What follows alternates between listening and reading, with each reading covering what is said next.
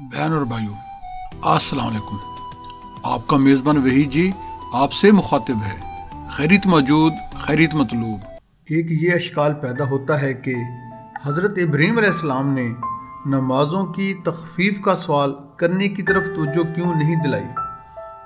حضرت اکابر نے اس کے بارے میں فرمایا ہے کہ حضرت ابراہیم علیہ السلام خلیل ہیں۔ مقام خلد کا تقاضا تسلیم و رضا ہے، جو حکم ہوا مان لیا، آگے سوچنا کچھ نہیں۔ اور حضرت موسیٰ علیہ السلام کلیم ہیں، مقام تکلم مقام ناز ہے اور موجب انبساط ہے۔ جو کلیم جرت کر سکتا ہے دوسرا نہیں کر سکتا۔ پھر ایک بات یہ بھی ہے کہ حضرت ابراہیم علیہ السلام کو اہل شرک و کفر سے زیادہ واسطہ پڑا تھا۔ انہی لوگوں سے بحث و مناظرہ میں عمر مبارک صرف ہوئی۔ آپ کے اتباع اور امت اجابت کے افراد زیادہ نہیں ہوئے، اور جو لوگ آپ پر ایمان لائے تھے وہ سچے فرما بردار تھے، نافرمانوں اور فاسقوں کے رنگ ڈھنگ بچشم خود نہ دیکھے تھے۔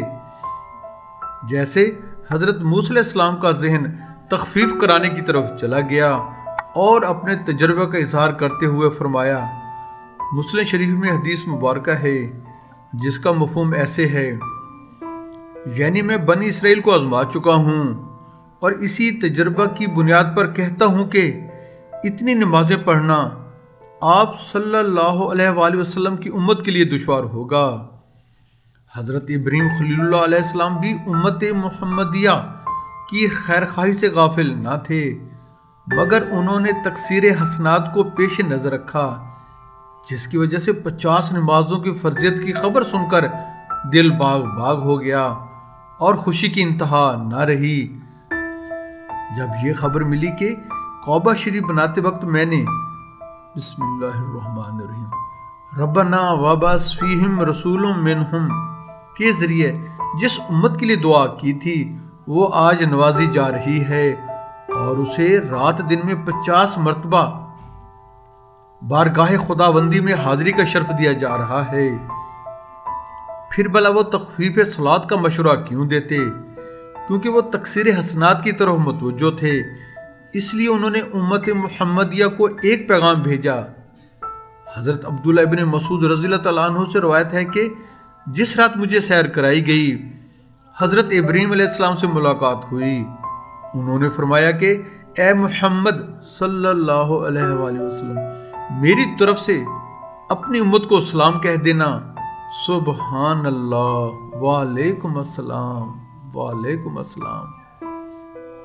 اور انہیں بتا دینا کہ بلا شبہ جنت کی اچھی مٹی ہے، میٹھا پانی ہے اور وہ چٹیل میدان ہے، اور اس کے پودے یہ ہیں، سبحان اللہ ہے والحمد للہ ہے ولا الہ الا اللہ واللہ اکبر۔ یہ جو فرمایا کہ جنت چٹیل میدان ہے، اس کا مطلب یہ ہے کہ اگرچہ اس میں سب کچھ ہے، لیکن اسی کے لیے تو ہے جو دنیا میں ایسے کام کر کے جائے گا جن کے ذریعے جنت میں داخلہ ہو سکے۔